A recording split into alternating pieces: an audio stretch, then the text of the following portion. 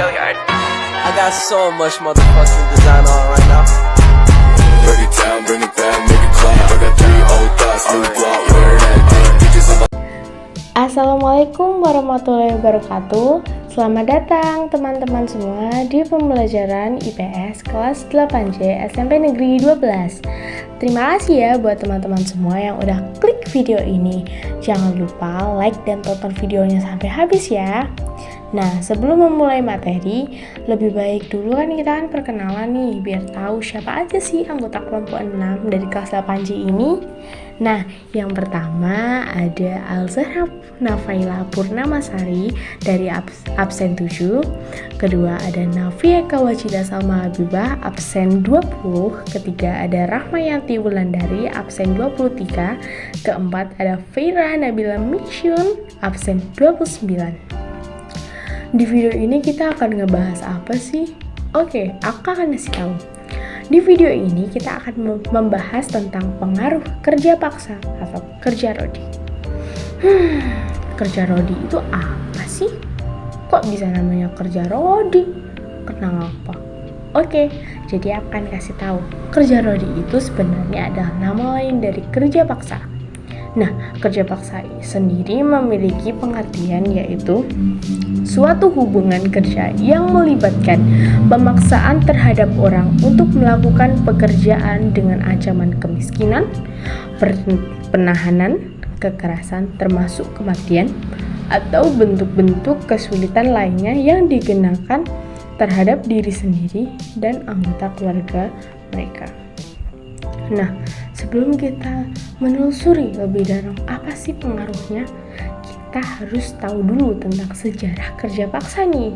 Nah, aku kan harus tahu kerja paksa itu sebenarnya muncul saat pemerintahan siapa dan apa aja sih proyeknya. Nah, ayo langsung aja aku jelasin. Kerja rodi muncul saat Louis Napoleon memerintahkan Herman William Daendels menjadi gubernur di Pulau Jawa pada tanggal 1 Januari 1808. Daendels sebenarnya itu merasa terbebani dengan perintah Louis Napoleon. Jadi dia mulai saat itu menerapkan kerja paksa atau kerja rodi nih teman-teman. Nah, Daendels itu berpengaruh dalam bidang apa aja sih kak? Nah, Daendels itu berpengaruh dalam bidang keamanan, pertahanan, dan administrasi. Proyek kerja rodi itu apa aja sih? Ya udah deh aku kasih tahu. Proyek kerja rodi itu ada membangun benteng pertahanan, kedua membangun armada laut, ketiga membangun jalan anyar hingga Panarukan sejauh 1000 km, keempat pembangunan rel kereta dan pembangunan stasiun kereta. Apa sih tujuan diadakannya kerja paksa? Kok Daendels jahat banget ya? Ya udah deh aku kasih tahu. Tujuan dilakukannya kerja paksa adalah membangun pabrik persenjataan. Itu buat kepentingan militer sih. Nah, yang kedua ada membangun jalan sepanjang 1000 km dari Anyer hingga Panarukan. Ketiga ada membuat pangkalan armada laut. Keempat membuat benteng pertahanan baru. Kelima membangun pelabuhan dan kapal untuk militer. Keenam membangun pangkalan guna melatih rakyat pribumi. Nah, selanjutnya ada kebijakan kerja paksa. Daendels menetapkan kebijakan kerja paksa sebagai berikut nih teman-teman. 1. Memberlakukan pembayaran pajak dengan menyerahkan hasil bumi. Jadi, para rakyat pribumi itu tidak memberikan uang atau apapun kecuali hasil mereka seperti rempah, kopi, dan lain-lainnya. Yang nomor 2, melakukan penjualan tanah rakyat kepada pihak swasta asing.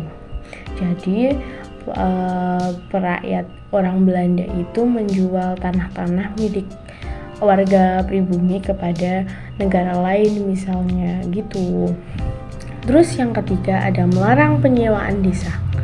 Yang keempat Setiap pegawai pemerintahan akan mendapatkan gaji tetap, tapi dengan syarat tertentu gitu. Nomor 5 ada mewajibkan rakyat periangan untuk menanam kopi atau kulturstelsel atau tanam paksa. Nah, terakhir ada dampak positif dan negatif kerja Rodi. Kita ke positifnya dulu ya. Positifnya adalah banyak masyarakat Indonesia yang mengetahui berbagai macam tanaman. Yang kedua, banyak masyarakat Indonesia yang mengetahui cara mengolah tanaman. Yang ketiga, infrastruktur banyak yang baru dan membuat kehidupan masyarakat Indonesia lebih maju pada masa itu. Nah, apa sih dampak negatifnya? Nah, ini nih. Yang nomor pertama itu ada menimbulkan banyak korban jiwa yang meninggal dunia saat melakukan kerja Rodi akibat sakit, kelaparan, dan lain-lain ya. Kedua, para pekerja mendapatkan perlakuan sangat kasar di luar perikemanusiaan. Sedih banget. Nomor 3, ada masyarakat mengalami kelumpuhan ekonomi karena Dendels mengubah sistem ekonomi di Indonesia menjadi sistem ekonomi perang. Nah, akhirnya selesai. Hihi. Nah, sekian presentasi dari kami. Maaf ya jika ada salah kata yang disengaja maupun tidak. Maaf jika presentasi kami kali ini kurang memuaskan dan kurang sempurna, karena yang sempurna itu hanyalah Tuhan Yang Maha Esa. Makasih udah nonton video ini. Jangan lupa like and subscribe ya. Semoga bermanfaat bagi kalian dalam mempelajari pembelajaran di IPS. Dan terima kasih ya sekali lagi. Wassalamualaikum warahmatullahi wabarakatuh. Bye bye.